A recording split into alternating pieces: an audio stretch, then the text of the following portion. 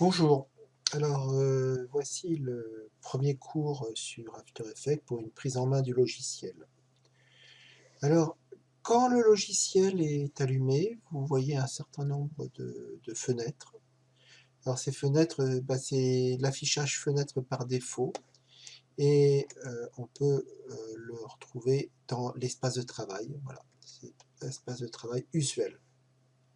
Donc on se met dans Fenêtre, espace de travail usuel, avec le raccourci majuscule F11. Alors de quoi est composé cet espace de travail usuel? Il est composé du projet, qui va être aussi appelé chutier. C'est là où vous allez mettre tous vos médias.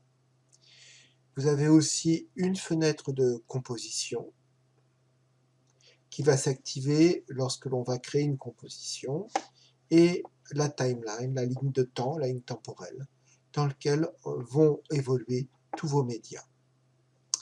Alors, pour commencer, on commence toujours avec une composition. C'est-à-dire que si on n'a pas de composition, After Effects ne fonctionne pas. Et pour créer une composition, soit on fait un clic droit dans le projet, soit on va dans le menu composition et on fait une nouvelle composition. Et vous voyez que c'est avec un raccourci CTRL-N. Donc je clique là-dessus, c'est la façon la plus simple et un peu la moins efficace, mais au moins on est sûr de le faire hein, quand on n'a pas l'habitude des raccourcis clavier. On fait CTRL-N, voilà, et je me retrouve avec une composition. Alors, les compositions, on va pas les laisser, on peut les nommer comme on veut, et je vais pas laisser le logiciel nommer ma composition. Comment je vais la nommer? Pour la mettre en ordre, pour m'assurer qu'elle puisse être bien répertoriée dans les projets, surtout quand j'ai beaucoup de compositions. Je vais la nommer underscore, c'est-à-dire la touche 8, hein, c'est du clavier, underscore, et je vais faire 0, 0, 1, et je vais refaire un underscore, mon clic. Pourquoi j'utilise les underscores? C'est que les underscores sont des signes neutres en informatique, et ça veut dire qu'il y a de la place, ça veut dire j'occupe cet espace, mais je n'y mets rien. Donc c'est très utile. Et en plus, on le reconnaît bien. Donc je vous invite à utiliser les underscores pour numéroter. Et surtout, 001, c'est pas pour rien que je fais ça, c'est que ça me permet de mettre 999 animations dans mon projet, ce qui est beaucoup plus que ce dont j'ai besoin.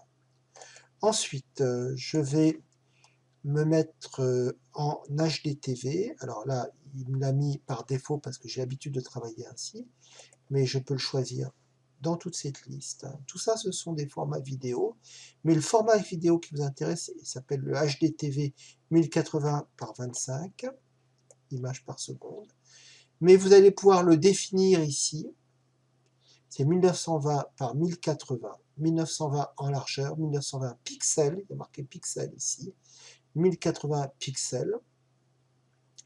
Vous travaillez en pixels carrés, il y a énormément de pixels possibles, mais le seul pixel qui soit bien en motion design, c'est le pixel carré. Et vous êtes à 25 images par seconde. Voilà. Vous pourriez très bien choisir un certain nombre d'images par seconde. Par exemple, si vous faites du stop motion, vous ferez du 12 images par seconde, mais après vous rendrez votre travail à 25 images par seconde. 25 images par seconde, on dit c'est la valeur nominale d'affichage. Alors quand je fais des animations expérimentales pour essayer ou découvrir une fonctionnalité, en général je me mets sur une valeur de 10 secondes. C'est très bien une valeur de 10 secondes car c'est suffisamment long pour faire des bonnes expériences et suffisamment court pour avoir la possibilité d'un rendu assez rapide. Et je peux choisir aussi la couleur de fond en cliquant, et je choisis la couleur de fond. Ça peut être très utile pour travailler. Cette couleur de fond a une valeur relative, ça n'est pas une valeur absolue, vous pouvez très bien la changer comme vous voulez. Donc je fais OK. Voilà, vous voyez que 001 mon clip, underscore 001 mon clip vient d'apparaître. et j'ai une fenêtre qui vient d'apparaître. Alors, ici, si j'ai une machine qui n'est pas très puissante, hein, si je n'ai pas une bonne carte graphique, je peux très bien demander un rendu à un demi, un tiers ou un quart. Ça s'appelle le rendu en direct. En anglais, on dit online, et ce qui me permettrait de tirer moins sur le processeur et la carte graphique. Je peux aussi afficher mon image à 50%. C'est une valeur d'affichage pour l'écran, ça n'est pas la valeur réelle, la valeur, je dirais, numérique de votre image, puisque votre image fait 1920 par 1080 pixels à 25 images par seconde en 72 dpi, ce qui est la valeur d'une vidéo. Donc une fois que j'ai fait ça, j'ai mon espace de travail et je peux importer mes médias. Alors je vais importer mes médias, je vais faire importation, je me mets donc dans la zone projet, clic droit, importation, fichier, et là je vais prendre une image.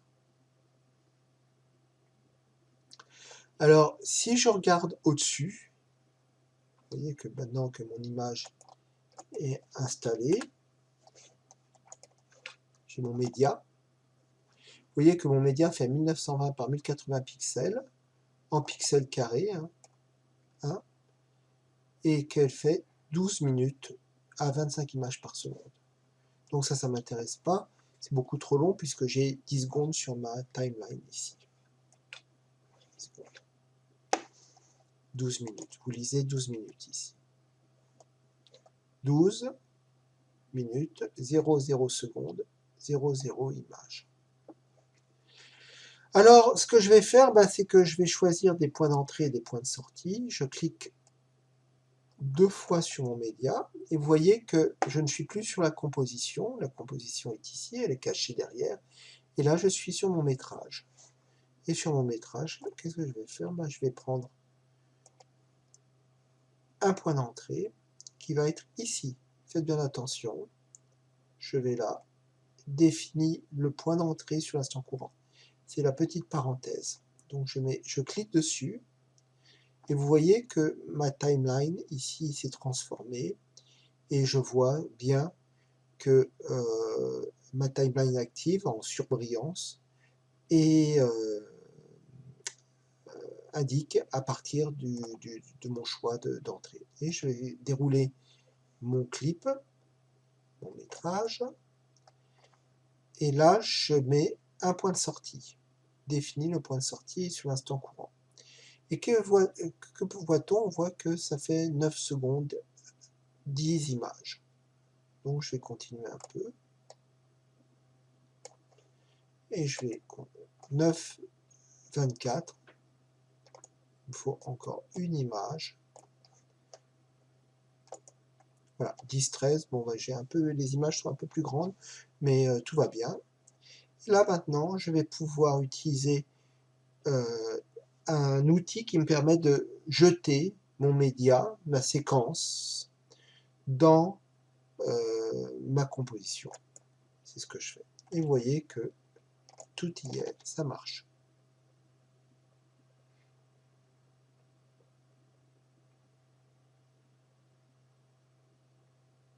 Tout simplement. Alors, maintenant, je vais voir, je vais chercher un autre média. Importation, fichier. Voilà, je vais aller chercher un danseur.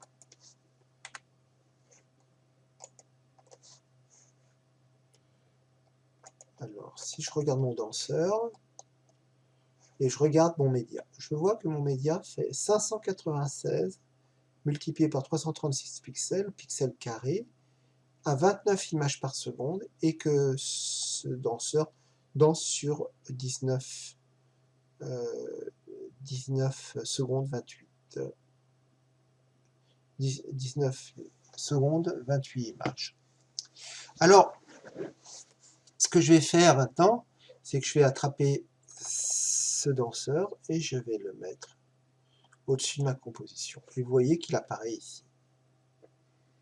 Alors comment je vais me débrouiller pour qu'il puisse apparaître? Vous voyez que l'image est bien plus petite que mon image de vidéo.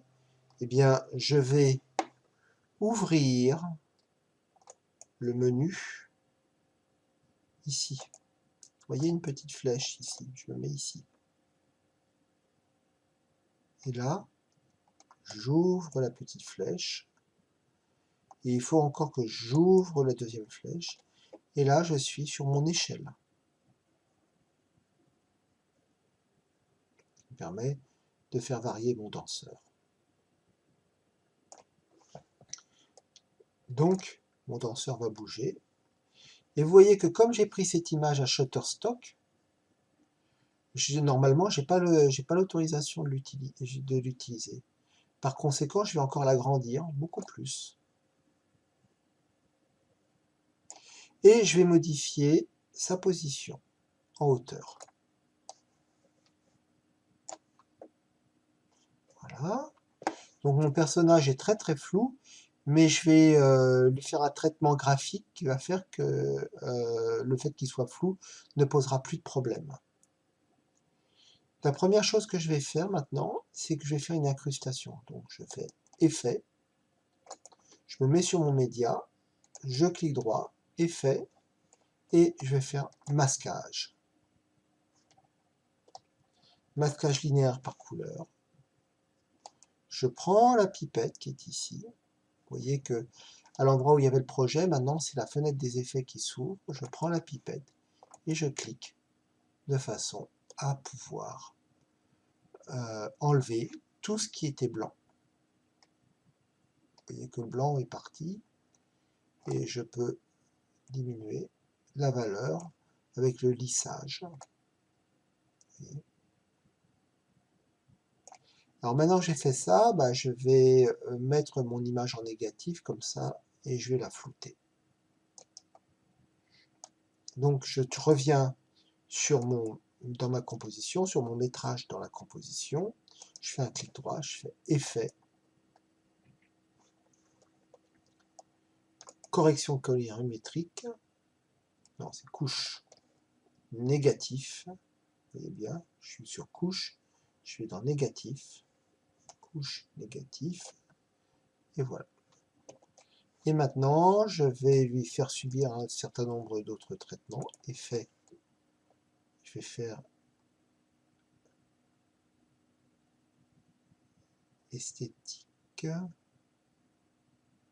netteté, voilà, netteté, et je vais faire un flou gaussien. Voilà. Et maintenant, je vais regarder ce que ça donne. Et vous voyez que je garde le mouvement, tout simplement.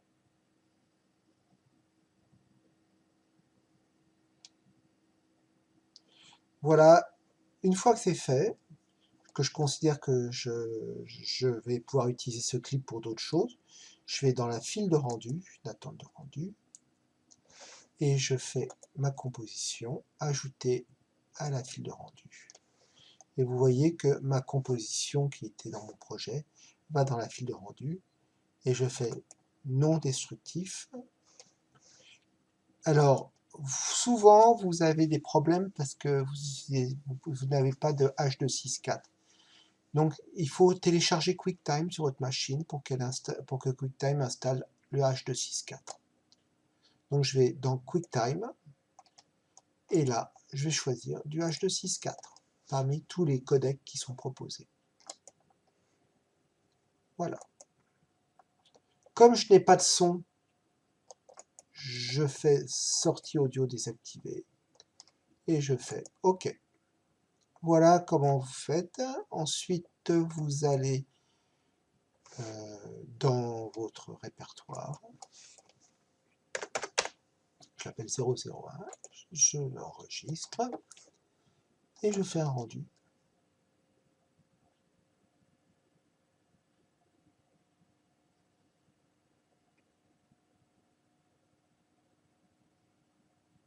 Vous voyez que c'est très rapide avec ma machine. Je vous conseille toujours d'avoir des bonnes machines. Et je vais importer mon fichier. dans ce répertoire.